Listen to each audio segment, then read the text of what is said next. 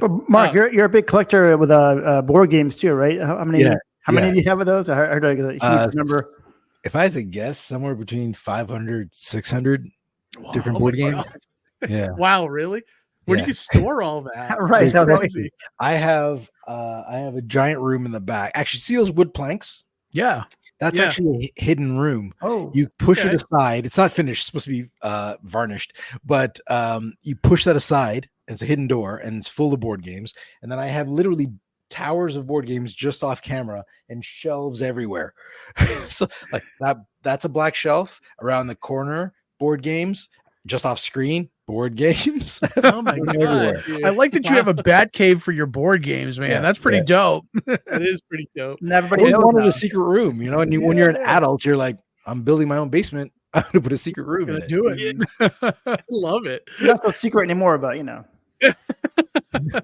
I was gonna say too, like, is it tough, like, when on a gaming night to pick a game out of their, like, massive amounts of games? It's not tough because I don't remember how to play most of these, so we play whatever one I just learned recently.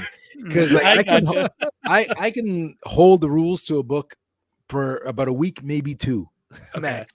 And then I'm done. So if it's a project I'm currently working on, that's what we're playing. If I'm doing how to play for this game, and then you go back and watch your own YouTube videos on how to play. Exactly. Yeah. My plan is when I retire, I'm gonna watch my own videos back and just play it. Yeah. Well, it's great show prep for you, though, right? In that regard.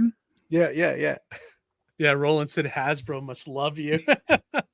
Yeah, I mean, the companies send you games, right? They do now. Yeah, I bought a lot. Most of them I bought, but recently I've stopped buying so many Kickstarters. Not because I'll support smaller ones, and not so much not so many of the bigger ones, but I still do. I had to cut back because the amount that was coming in the house was just way more than I can keep up with, and not to mention so many of the games that were coming in were games I had to do videos for. So on top of the ones I bought that were coming in, other ones were being shipped to me. So the ones I was paying for, I couldn't play. And then I couldn't get to them, and now I have no room. So I'm being a little pickier now. Yeah, you have to be, or else you get overwhelmed. Yeah, for sure. I think one year I had 36 board games I backed on Kickstarter in 1 year. Wow. Total, I have over 160 projects backed, but 1 year it was 36 board games or something like that. It was ridiculous, and they all showed up 2 years later, and it was just box after box after box. Wow, that's awesome. That's kind of a little bit like my Kickstarter stack. I got a Kickstarter stack right there. Oh yeah. I got a question. What's Mark's current go-to board game? Is it like you said, just whatever's the current one? Well, the one game that we keep going back to is Terraforming Mars. And that's a popular one among a lot of board gamers. So it's not like, if you're in the hobby board game, it's a popular game there. It's not like a niche little oh, I've never heard of that. If you're in the hobby, you've heard of Terraforming Mars. If you're not, then you haven't heard of most of the games in the board game. I'll have to look that one up because I'm not familiar with that one. So it's fantastic. Terraforming Mars is fantastic. It's not the prettiest box. Okay. I bought it. It's very brown, and the art is very Google image search copy paste. Okay, and it's not the prettiest, but it's so good. It's so good.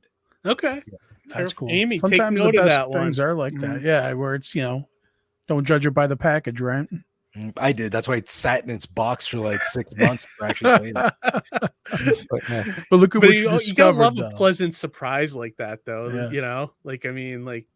Pull it out thinking oh god, I gotta review this crap, and then all of a sudden the game is awesome. That's pretty nice. Do you have Mark? Do you have a preference? I mean, do you prefer an actual board game, an RPG, card based? Is there anything particular that you lean towards? I like deck building games because Magic.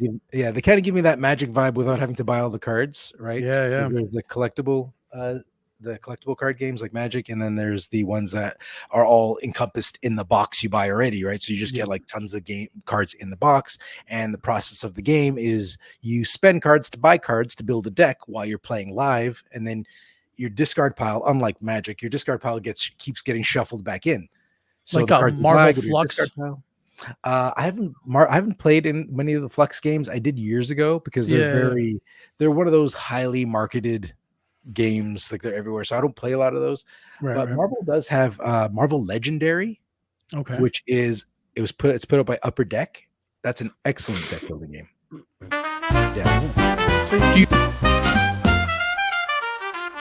It's Christmas time. Grab your snacks. Keep Johnny and Harry are bringing the facts.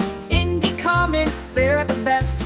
Better than reindeer, you can't forget the rest. Oh ho ho, let's all go to the Indie Comics Relay Show. Drawing, laughing, spreading cheer. It's the goofiest Christmas of the year. So hit subscribe, don't delay. Join the fun this holiday. Keep Johnny and Harry say Merry Christmas from the Relay.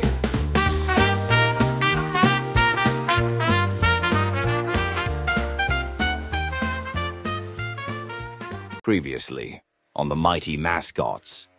The fearless robot Boom found himself in dire straits after a bullet struck him during a fierce battle with Lana Lennon in issue 6. The impact compromised his targeting system, throwing his precision and control into disarray. Suddenly, a new threat emerged. With no time to waste, Boom makes the decision to have the bullet removed and take his chances with the glitch in his personality matrix. Boom's transformation has set the stage for an epic new chapter, and the story continues in Mighty Mascots issue 10. Issue 10 is a triple-sized anniversary extravaganza, featuring all new content by the same great creative team you know and love. Dive into a thrilling news story and enjoy 2 exciting backup tales by DC Miller and the Ogle brothers.